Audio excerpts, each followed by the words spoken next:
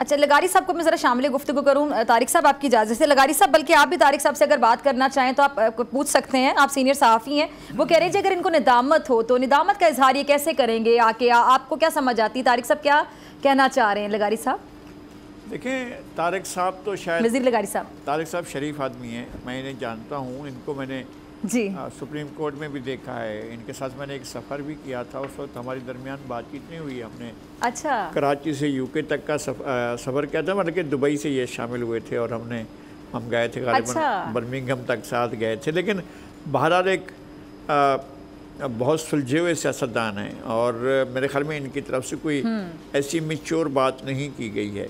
ये जो असम्बली थी 2013 से 2018 के दरमियान, उस असम्बली से भी इन्होंने इस्तीफे दे दिए थे। ये पहली बार नहीं है ऐसा।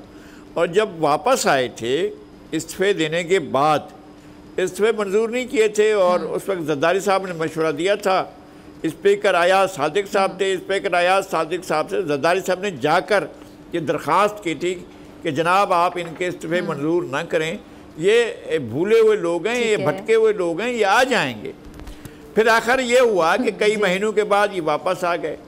वापस आने के बाद इनका इस्तकबाल हुआ था और ख्वाजा आसिफ ने इनका बड़ा पुरतपाक इस्तकबाल किया था और उन्होंने कहा था हाँ जी इस्तकबाल किया था और ये कहा था कोई शर्म होती है और कोई हया होती है।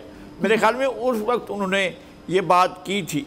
मैं नहीं समझता हूँ कि इतनी मैच्योरिटी किसी भी पार्लिमानी पार्टी को हो। दुनिया भर में जहाँ जहाँ भी पार्लिमान निज़ाम है, ऐसा नहीं होता है कि आप बल्क में जाकर अपने स्पेस को ज़ाय कर दें। आपका सबसे बड़ा स्पेस क्या है? आप मुंतखब होते हैं, आपका सबसे बड़ा स्पेस तो असम्बली है ना। आपको सबसे बड़ी जगह तो असम्बली में मिली है। ये तो हज़रत मौलाना फजलुर रहमान कह रहे थे कि भाई हम इस असम्बली को नहीं मानते हैं कि ये असम्बली हम पर मुसलत की गई है और इलेक्शन चोरी किए गए हैं, इलेक्शन पर डाका डाला गया है। उसके बावजूद सारे लोगों ने मिलकर उनको मना लिया और उनसे कहा कि नहीं ऐसा ना करें आप इलेक्शन। अच्छा, मैं आपको बताता हूँ, याद दिलाता हूँ।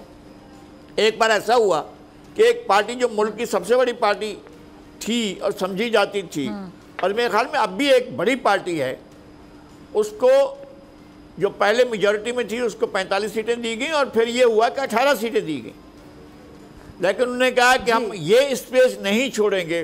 उन 18 सीटों के साथ भी बैठे रहे थे और जो लोग कामयाब कराए गए थे वो आज हवा में भी नहीं है, कहीं भी नहीं है। और ये लोग भी जिनको टांगों में डालकर, जीपों में डालकर, जहाज़ों में डालकर, वो बेचारे जहांगीर तरीन अब तक पछताते फिर रहे हैं कि उन्होंने क्यों जहाज़ चलाए थे, वो अब तक रोते फिर रहे हैं। तो जिन लोगों को जहाज़ों में लाद कर लाए थे और जिनको जो है जीपों में बिठा कर लाए थे, जिन लोगों को इसलिए लाए थे कि आपका सराय की सूबा बना रहे हैं और सराय की सूबा बनाने के नाम पर उनको बुलाया।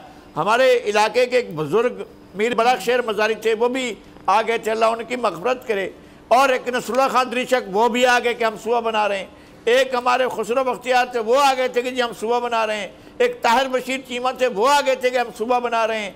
इस तरह से ये उनके सबसे पीछे खड़े होते, एक उस्मान बुज़दार, वो ये सारे शामिल होने वाले थे। ये पीछे खड़े होते कि जी हम भी सूबा बना रहे हैं। मालूम हुआ कि सूबा भी गया और फिर ये कि ये खुद भी जिस तरह से इनका हाल हुआ है, ये लोग जो अपने घरों में, अपने हलकों में। लेकिन